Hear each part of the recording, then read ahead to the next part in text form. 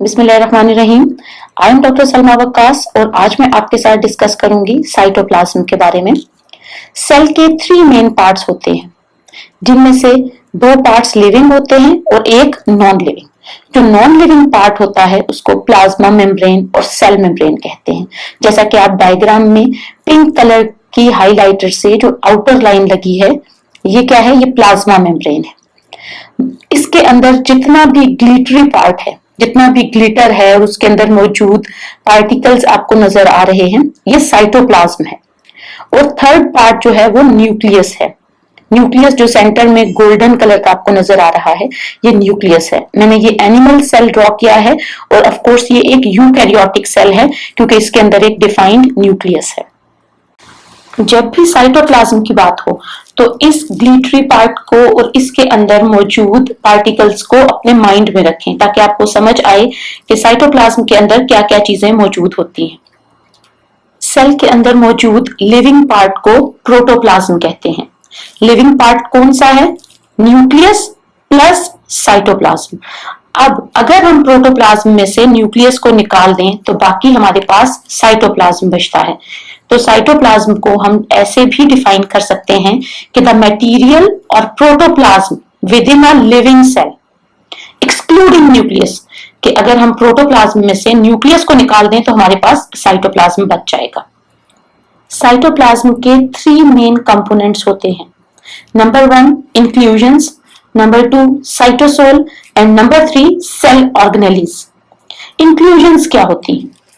Insoluble waste जो cell के अंदर मौजूद है, स्टोरेज प्रोडक्ट्स जैसे कि अगर पिगमेंट्स या कोई फूड सेल के अंदर स्टोर हुआ है तो वो सब इंक्लूजन्स में आएगा। सेकेंड पार्ट जो है साइटोप्लाज्म का वो है cytosol. Cytosol mean soluble part. इसके अंदर स्मॉल मॉलिक्यूल्स आते हैं, आयंस आते हैं, वो छोटे छोटे हिस्से जो कि ट्रू सोल्यूशन बनाते हैं, अच्छी तरह से मिक्स हो जाते हैं। और दूसरा वो पार्ट है जिसमें कुछ लार्ज मॉलिक्यूल्स होते हैं। इसके भी 2 पार्ट्स होते हैं, जैसे सोल पार्ट और जेल पार्ट।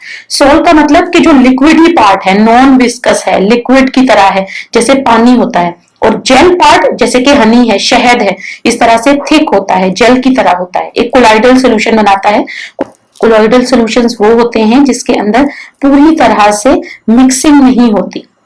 तो साइटोसोल के 2 पार्ट होते हैं, स्मॉल मॉलिक्यूल्स वाला पार्ट जो कि ट्रू सोल्यूशन बनाता है और थोड़े से बड़े मॉलिक्यूल जो कि कोलॉइडल सोल्यूशन बनाता है। साइटोप्लाज्म का जो थर्ड पार्ट है वो है सेल ऑर्गेनेलीज। सेल ऑर्गेनेलीज क्या हैं? ये छोटे छोटे कंपार्टमेंट हैं, छोटे छोटे स्ट्रक्चर हैं जिनका अपना अपना काम है।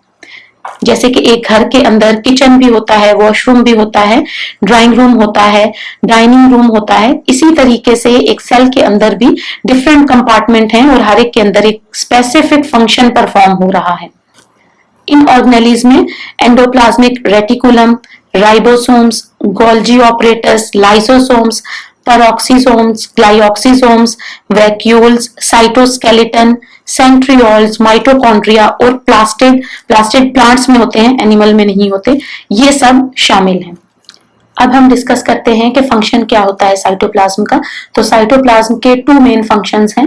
एक तो जैसा कि इसके अपने स्ट्रक्चर को डिस्कस किया तो आपको समझ आई कि ये एक स्टोर हाउस है। इसके अंदर तमाम वाइटल केमिकल्स, ऑर्गेनेलीज और तमाम इंपॉर्टेंट फंक्शन इसके अंदर हैं, सब चीजें इसके अंदर स्टोर हैं। सेकंड, इसके अंदर जो इंपॉर्टेंट काम होता है वो है metabolic processes. For example glycolysis. Glyco means glucose and lysis means breakdown. Glucose की ब्रेकडाउन भी साइटोप्लाज्म के अंदर ही होती है। तो ये 2 इंपॉर्टेंट फंक्शंस हैं जो कि साइटोप्लाज्म करता है। ये एक ओवरव्यू था साइटोप्लाज्म के बारे में कि साइटोप्लाज्म क्या होता है, ये कौन से फंक्शंस परफॉर्म करता है।